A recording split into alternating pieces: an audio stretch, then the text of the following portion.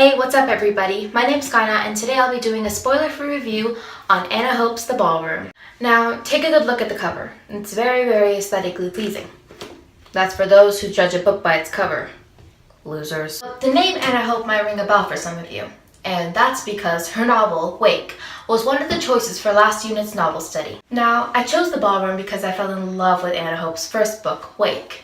I love how Anna Hope was able to describe this beautiful story through 3 different characters without confusing the audience. The Ballroom, just like Wake, is also split into 3 different characters' perspectives, 2 patients and 1 doctor. Now, you might be asking me, 2 patients, 1 doctor, where is this coming from? I got one word for you. Mental asylum. Okay, that's 2 words? Anyways, the book is set in 1911 in Sherstone Asylum in England. Like I said before, 2 patients, a guy and a girl, and the head doctor. Now, the girl, Ella Faye, has been put into this asylum against her will because she broke a window at her work. I understand why she broke the window because she's been working there since she was a child, but that in no way, shape, or form makes her insane enough to be put into this terrifying asylum.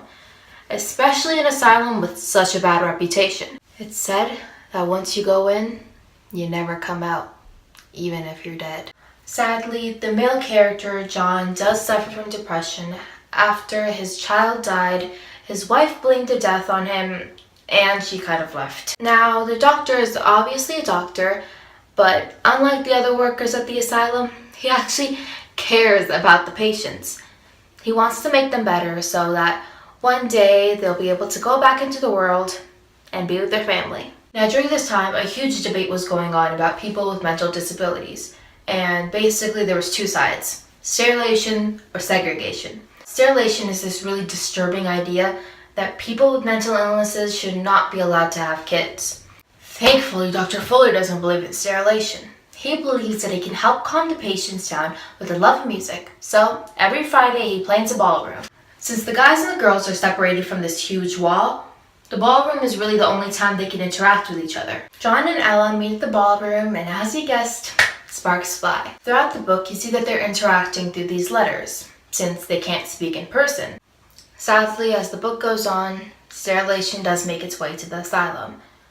We also lose a couple of characters that are very near and dear to our heart, and we see characters that we really loved just turn into evil monsters. Like I said before, men and women were kept separate. But what I didn't say was that the men had a lot more freedom than women did. Men were allowed to go into the yard and breathe in the fresh air, while women were kind of stuck in between the 4 walls of the asylum. Hope even shows us that the men were allowed to take off their shoes while the women had to stand in their own sweat. This is an example of feminist theory because we see that the men have more rights than women do. Women were also given jobs that fell under the saying that women only cook and clean, while men were given the manly and masculine jobs. Another thing that surprised me was that Ella's first friend, Clem, loved to read books. However, this weird thought process started that women were too weak to read books. It was said that it created too much happiness in a fake world. A tiny, tiny baby spoiler. Basically, Dr. Fuller takes Clem's books away. He does this because he wants to find her happiness. It's kind of ironic that he takes away her happiness to find her happiness. Sadly, if you were to look at this through a historic lens, that type of thing would happen to women. Now let's move on to dichotomy. Dichotomy is a huge part of this book, and you'll see a lot of dichotomy between characters, but I'm not going to talk about that because spoilers. But what I will be talking about is the ballroom versus the rest of the asylum. The ballroom is like the light at the end of the tunnel, while the asylum is actually the tunnel. The ballroom is somewhere people can escape and be happy for a while, enjoy themselves with their friends. However, the asylum is just reality. It's light versus dark. Just like in her last book, Hope is able to use imagery that really touches me and helps me connect better with the book. Ella could see the woman in there, where her feet, soles peeling like yellow paper, and so she sat up straight like Jack in the Box. She was old, but wore her hair in bunches like a little girl. Thin, talgy flesh hung slack on her arms. And that's just 5 pages into the book. Pretty gross, but you can actually imagine the woman sitting there.